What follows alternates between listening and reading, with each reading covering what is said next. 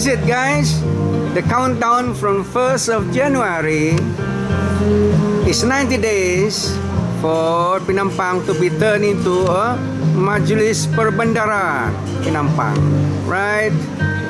And that's the backdrop for the ceremony this morning. And sadly, if you ask me, I don't think they like my questions.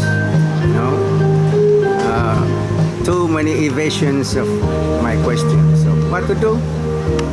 If the news didn't like my reports, well, my questions are not answered.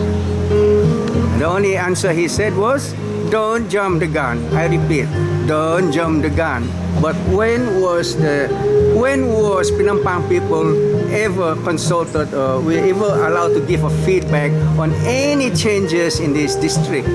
Never.